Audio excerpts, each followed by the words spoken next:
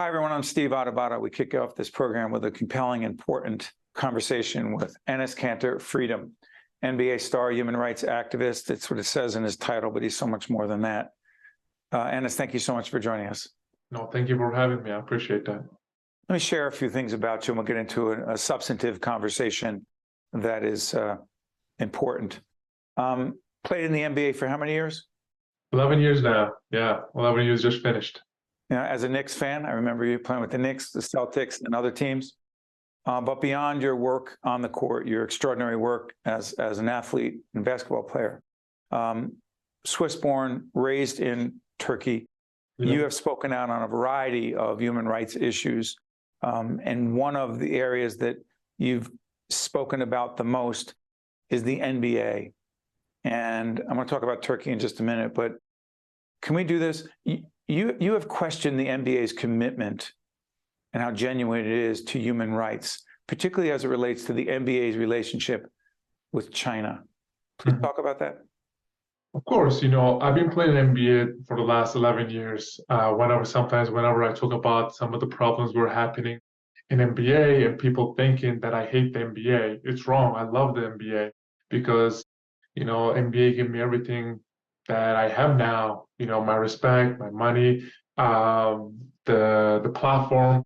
I remember, it was 2 years ago, we were in NBA bubble. I'm sure everybody remembers the NBA bubble. It was during the protests. And NBA was the first organization that went out there and said, we are more than just a basketball organization. We care about social justice. And I remember, they put all the logos on the floor. They put all the phrases behind our jersey. And, all the players were going out there and talking about social justice. I was like, you know what? I'm with you guys because you guys this is a freedom of protest and you guys have a freedom to do whatever you want in America. And then 2 years later, I started to speak up about some of the problems were happening in China, which it was a human rights issue. You look at all my interviews, op-eds, that I have not said a word about any government's political issue, So I talk about the Uyghurs, Tibetans, Hong Kongers, Taiwanese people, Mongolians, and Falun Gongs, and what they're going through. Unfortunately, when the organization that you play with that have billions of dollars got tied up with the China and Chinese government, they're going to do everything they can to shut you up. I remember I talk about the problems were happening in China. First game, one of my teammates walked up to me and said, this is your last game, last season NBA, right? You're not going to get another contract after this. Have fun with it. Smile. I hope you win a championship, but this is it. You talk about China, it's over. Because? Well, because of the money. More people because the NBA is opening up a market in China, and there's billions to be made. More people actually watch NBA games in China than American population last year, over $450 million. And I remember ESPN, they put an article out there, and we found out 40 NBA owners got tied up around $10 billion in China. So, and even a lot of the basketball experts were like, listen, man, you're a good player and stuff, but you're gonna cost any owner millions of dollars, so it's not worth it, and this is it, it's over. Well, let me ask you this, and was the argument that you're biting the hand that is helping to feed them? I mean, it's funny because I just wanted to expose the hypocrisy. And yes, it is true. And also, not just that, you look at, I really wanted to expose Nike too, because I was seeing the hypocrisy is the biggest sponsor of NBA and how Nike was standing with Black Lives Matter, No Asian Hate, LGBT community, Latino community in America, but everybody knows about the sweatshops and slave laborers in Xinjiang area. I was like, you know what? Enough is enough. I'm so tired of this. So when you said it, you're saying that your teammates that you respected, you had relationships with, won, lost with, your brothers, told you to shut up. Well, they did not tell me to shut up. They come up to me because if it was only me, I'm gonna make a noise, obviously. But if they would have joined me, we would have make even a bigger impact. And it was the perfect moment because it was right before the Beijing Olympics. So forget about the NBA. forget about my teammates. I literally try to reach out to NFL, MLB, MLS, NHL. Forget about American sports. I try to reach out to Olympians. I was like, listen, man, join me. We'll become a movement, and we will talk about the human rights violations, because it doesn't matter. You're from the right, you're from the left, whichever party you support, you have to care about human rights because it's above politics.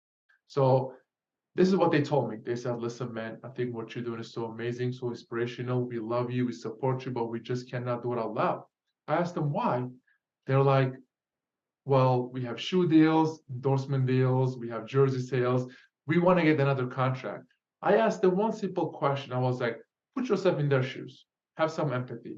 If your mother, if your daughter, if your sister was in those concentration camps in China, getting tortured and raped every day, would you still pick money and business over your morals, values, and principles?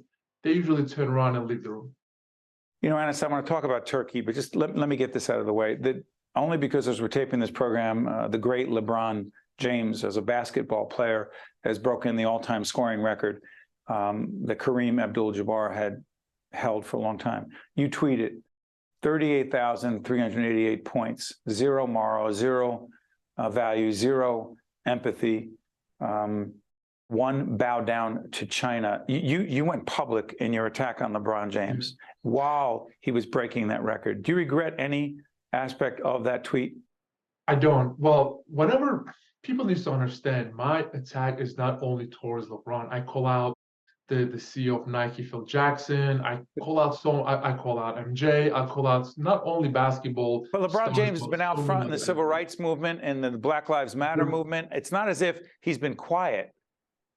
The reason I call out LeBron James is because there are a couple of reasons. The one, he is the face of the league. He is the face He of is. Nike. And third, he called himself a social justice warrior more He than did. an athlete, freedom fighter, human rights activist. Well, that's another human rights issue. The shoes that you've been wearing since your whole career, the company that you signed with $1 billion, that your lifetime contract with Nike he has, is made by slave kids. And you have 3 other kids that, look at them. But I want to move to Turkey, but what did he say to you when you confronted him with this? He didn't say anything. I don't want to say I want to educate him because I'm sure he knows it better than me, but I just wish that he has some empathy. Got it. People can decide for themselves, but do some research, folks, on the Nike deal, on the NBA deal, China, etc. Let's talk Turkey. Erdogan. Describe him as a leader and why he's so dangerous, the human rights violations in Turkey and what Erdogan has to do with that.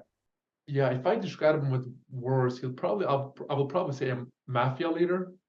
A mafia leader, that's like the best words to describe him. If you look at what's happening in Turkey right now, is the #1 country in the world that put most journalists in jail. So many outlets, media outlets has been shut down. So many innocent people are in the jail right now waiting for help. I believe there are so many reports out there like Amnesty International, Human Rights Watch, Human Rights Foundation, Freedom House are saying that there are almost 17,000 innocent women and almost 1,000 babies and kids are in the jail right now waiting for help. And just because of they don't see the world how Erdogan sees it, I mean, he put my excuse dad me in to jail. interrupt him, but you, 2023's most wanted terrorist list in Turkey, you are wanted. There's a bounty on you. Keep going. Pick up your point. I mean, it's just unbelievable how a foreign government can put a bounty on a U.S. citizen's head in U.S. soil. I have been, so outspoken about this because it's not only me. There are so many other people on that list waiting for help. But I went to Congress, had a conversation with the congressmen, congresswomen, and senators. And when I told them about this, they were screaming. They just couldn't believe it. They wrote a letter to President Biden, Blinken, now Jake Sullivan, State Department, and saying this is unacceptable. This is putting a U.S. citizen life is on danger. And what's the response? It's one thing to be outraged. It's another thing to do something. What are they doing with Erdogan?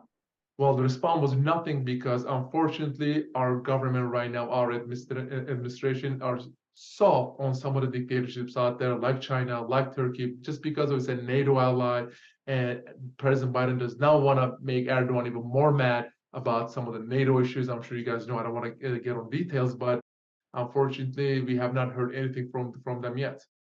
The earthquake, Syria and Turkey, just other than it being an extraordinary tragedy that's unimaginable on so many levels. Yeah. Your personal reaction?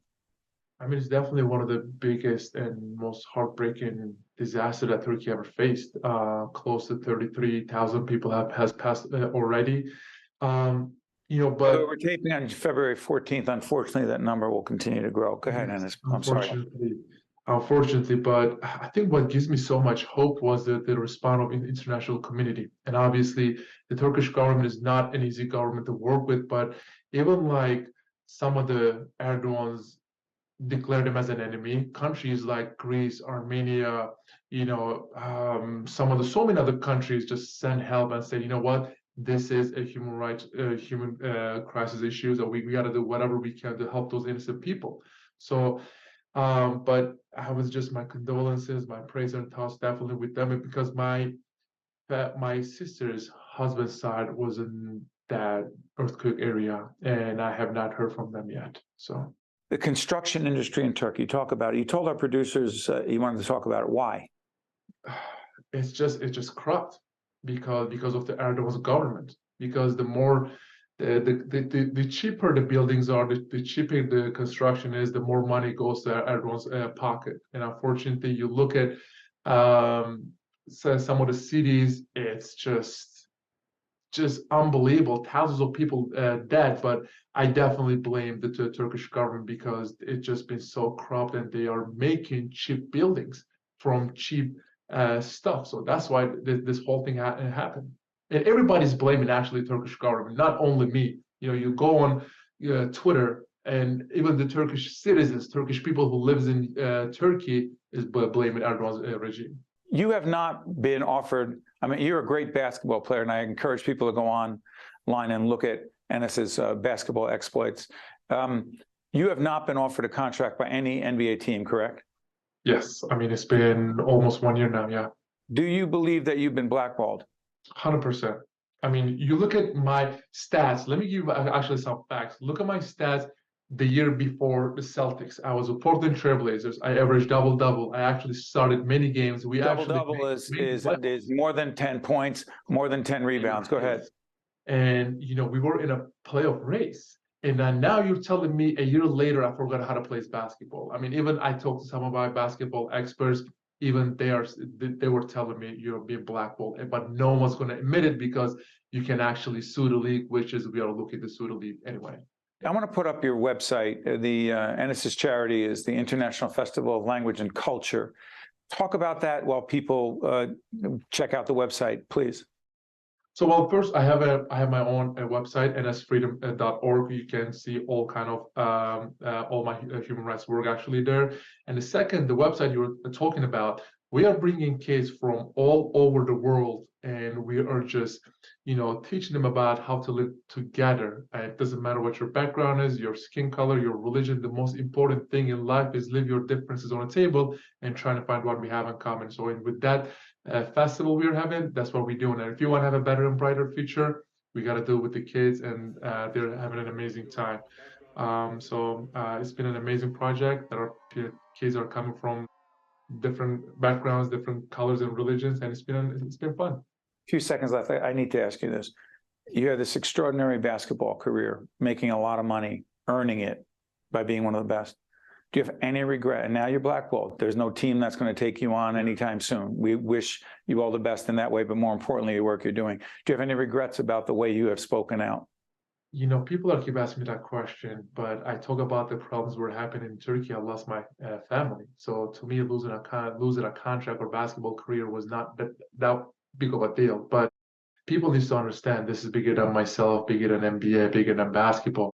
We have to stand up for innocent people around the world, because there are millions of them right now getting tortured and raped every day. While we are talking right now, there's a genocide happening. So I have zero regrets. Enes Kanter Freedom. It says NBA star human rights advocate, but I'm going to just say this. I'm a student of leadership. I try to study and understand it. I know a great leader who inspires and moves others when I see that person. That's Enes Kanter Freedom. Thank you, Enes. You honor us by joining us. We wish you all the best in the work that you are doing. You have an open invitation with us anytime. Okay? Yeah, thank you so much for having me. I appreciate that. Stay with us. We'll be right back. One-on-One with Steve Adubato has been a production of the Caucus Educational Corporation. Funding has been provided by the Turrell Fund, supporting Reimagine Childcare, the Russell Berry Foundation, RWJ Barnabas Health, Let's Be Healthy Together, PSC, Valley Bank, New Jersey Sharing Network, Seton Hall University, PSEG Foundation, and by the Healthcare Foundation of New Jersey. Promotional support provided by Insider NJ. And by Meadowlands Media. I'm very grateful that I'm still here. That's me and my donor when we went to celebrate our first anniversary. With a new kidney, I have strength. They gave me a new lease on life. I'm still going everywhere and exploring new places. Nobody thought I was going to be here. Nobody. And I look forward to getting older with my wife. That's possible now. We're transforming lives through innovative kidney treatments, living donor programs, and world-renowned care at 2 of New Jersey's premier hospitals. They gave me my normal life back. It's a blessing. RWJ Barnabas Health. Let's be healthy together.